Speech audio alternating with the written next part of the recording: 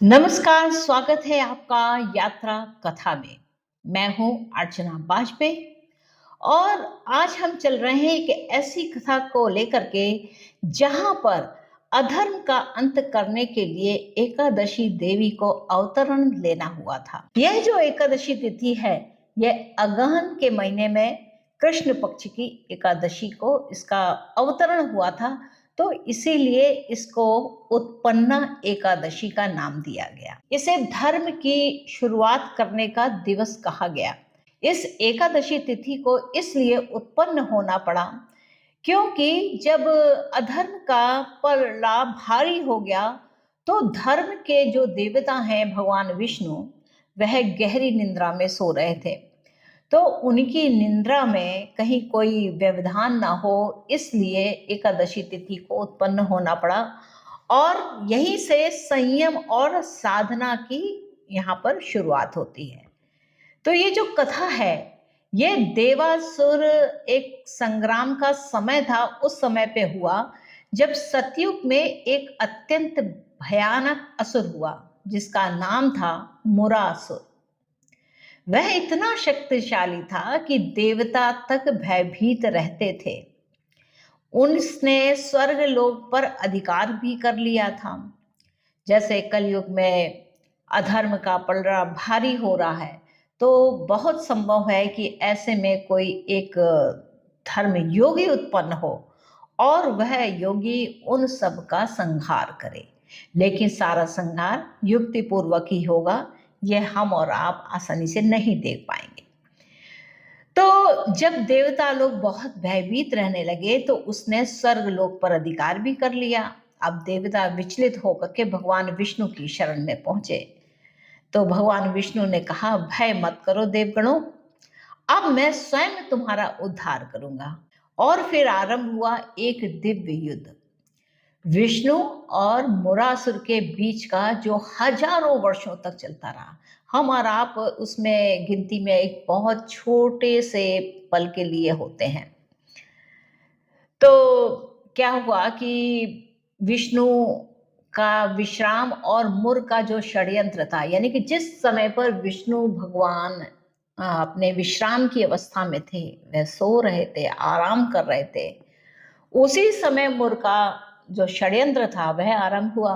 विष्णु बद्रिकाश्रम की एक गुफा में विश्राम के लिए गए हुए थे, तो मुरासुर ने सोचा कि अब यही अवसर है जब मैं इन्हें मार दूं। तो वह गुफा में घुसा। तो जैसे ही वह गुफा में घुसा और भगवान के समीप पहुंचा, तो वहां पर एक तेजस्वी देवी का प्राकट्य हुआ, जिनके स्वरूप में दसों दिशाएं प्रकाशित होती थी। यह देवी का वह विश्व स्वरूप है। उस देवी ने कहा कि दुष्ट मुर तू ठहर जा, यदि विष्णु को मारना चाहता है तो पहले मुझसे युद्ध करना होगा। तो मुर इस बात पर के हंस पड़ा और अगले ही क्षण देवी के तेज से वह भस्म भी हो गया। हालांकि वह जो मुर था, यानी कि जो अंधकार में जो एक राक्षस था, जो अज्ञानता के कारण ऐसा कर रहा था कि वह देवताओं की हंसी उड़ाता था, देवताओं के लिए कष्ट उत्पन्न करता था, तो देवी को अपने तेज के साथ वहां पर प्रकट होना पड़ा। तो विष्णु और देवी का संवाद हुआ। जब वह उसने उस तेजस्विनी देवी ने उस राक्षस को जब भस्म कर दिया, तो भगवान की निंदा टूटी। उन्होंने देखा कि असुर तो मरा ही पड़ा हुआ है और सामने खड़ी है एक दिव्य नारी। तो विष्णु बोले, हे देवी, तुम कौन हो जिसने मेरे शत्रु का अंत कर दिया? देवी ने कहा, प्रभु, मैं आपकी ही योग माया से उत्पन्न हुई हूँ। आज एकादशी तिथि है, मैंने आपके शत्रु का नाश कर दिया है, इसलिए मेरा नाम तो अब एकादशी ही होगा। भगवान प्रसन्न हुए और उन्होंने वरदान भी दिया कि हे देवी, आज से जो तुम्हारा व्रत करेगा वह सभी पापों से मुक्त होगा। तो यहाँ पर ध्यान क्या देने की बात है कि वह एकादशी की जो पवित्र आत्मा है या उसका जो भाव है, वह आपके अंदर उत्पन्न हो। इसका व्रत नियम करें कि आपके अंदर वह तेज उत्पन्न हो, वह तेजस्विनी सी शक्ति आपके अंदर आए।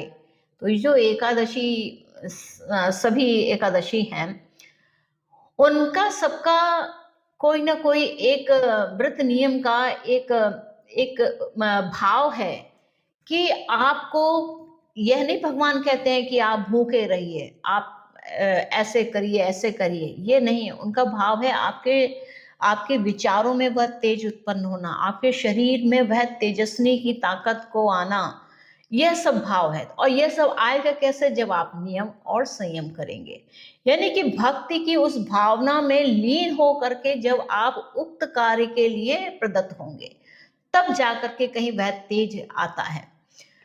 तो भगवान ने कहा कि ये जो एकादशी का जो व्रत है वह सभी पापों को मुक्त करेगा, उस सहस्त्र अश्वमेघ यज्ञ का फल भी प्राप्त होगा, और जो इस तिथि को जागरण करेगा वह विष्णु लोक यानी कि ज्ञान लोक को प्राप्ति करेगा। इसका मतलब ये नहीं है कि आप रात भर जागरण करे हुए हैं, जगे हुए हैं, सो नहीं रहे। इसका अर्थ यह है कि चाहे आप सोएं या जागे, पर आपका जो चेतना है, जो आपका मन है, वह जागृत अवस्था में होना चाहिए कि आप धर्म के पथ पर हैं या नहीं।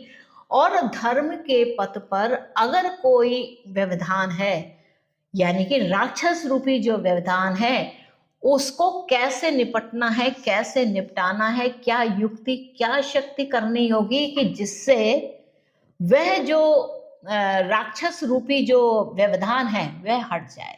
ये यहाँ पर सभी कथाओं में भाव को समझने के महत्व को दीजिएगा कि भाव का अर्थ क्या कहता है। वह कह रहा है कि अधर्म के लिए खड़े होना, अधर्म के लिए तेज की शक्ति को बढ़ाना। तो ये जो कथा है वह क्या बताती है, अर्थ क्या देती है, प्रेरणा क्या देती है कि जब एकादशी देवी का प्राकट्य हुआ, यानी कि भक्ति का जन्म हुआ, विवेक का उदय हुआ और अधर्म का अंत किया, खाली खड़े नहीं हो गए, उसका अंत भी किया। तो उत्पन्ना एकादशी हमें सिखाती है कि जब जब अज्ञान, आलस्य और अधर्म बढ़ता है तो ईश्वर के भीतर से एक दिव्य शक्ति उभरती है, वह एकादशी को प्राप्त होती है। तो यहाँ पर एकादशी जो तिथि है वह उत्पन्ना एकादशी के नाम से हुई, और जो स्वयं प्रकट होती है, इस भाव को समझिए, हम में और आप में यह सब शक्ति है कि हम उस एकादशी के जो पावर है उसको हम प्राकट्य कर सकें, यानी कि जब कभी आवश्यकता पड़े तो हम वह खड़े हो सकें, प्रकट कर सकें। तो इस व्रत का जो सार है वह क्या कहता है कि उपवास, जागरण और हरि नाम स्मरण का विधान है। तुलसी पत्र से भगवान विष्णु का पूजन करें, भक्ति भाव से ओम नमो भगवते वासुदेवाय नमः का जाप करें, रात्रि में कथा कीर्तन दीपदान करें। तो ये सारी जो चीजें हैं, जैसे हम लोग मैनेजमेंट को जब पढ़ते हैं या पढ़ाते हैं तो उसमें क्या होता है कि जब आपको किसी चीज को रूल में रखना पड़ता है, यानी कि नियम में रखना पड़ता है, तो कुछ एक सर्टेन चीजें हैं वो करनी ही पड़ती हैं। सिंपलेस्ट फॉर्म को कहें तो जैसे खाना बनाने की प्रक्रिया है तो वो बेडरूम में नहीं हो सकती है। खाना बनाने के लिए आपको किचन में ही जाना पड़ेगा।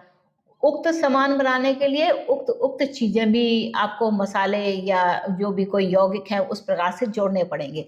तो इसीलिए अधर्म को सहन करते रहना भी एक नुकसानदायक स्थिति है।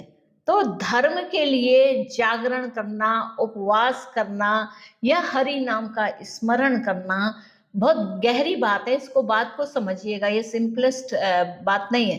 तो उसमें बने रहने के लिए ये सब चीजें करनी पड़ती हैं।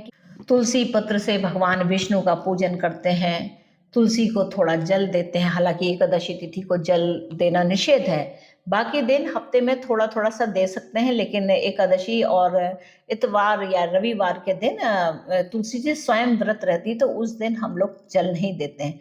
तो ये जो नियम बनाते हैं कि हम ऐसा करेंगे और ऐसा नहीं करेंगे, या फला दिन हमको ये काम नहीं करना है, तो ये जो हमारी धीरे धीरे व्रत और उपवास कर करके हमारे अंदर जो एक शक्ति बनती है, यह भक्ति के रूप में होती है और फिर वह शक्ति भी बन जाती है कि कभी ऐसे क्षण आते हैं तो हम उसमें अपनी तेजस्विता दिखा करके उस काम को करने में सफल होते हैं।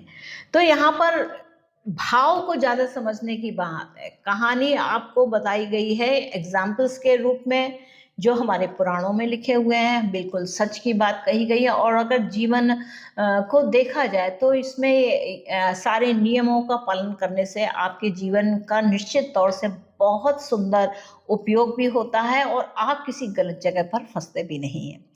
तो यहाँ पर जो तिथि के व्रत को बताए गए, यह मनुष्य को पापों से मुक्त करता है, बल्कि क्या करता है, आत्मा के द्वार भी खोलता है।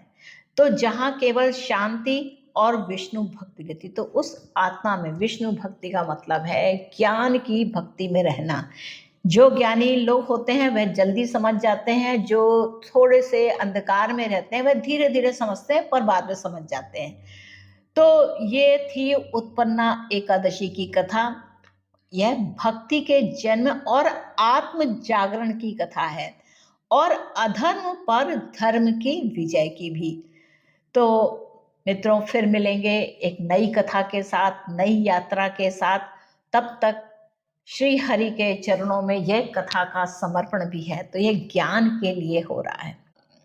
आशा करती हूँ कि आपको यह यात्रा कथा अच्छी लगी होगी और आपने इस यात्रा कथा को अगर पसंद किया है तो कृपया चैनल को लाइक कीजिए, इसको शेयर कीजिए, सब्सक्राइब कीजिए। मिलेंगे फिर एक नई कथा के साथ, एक नई सोच के साथ। बने रहिए यात्रा कथा में।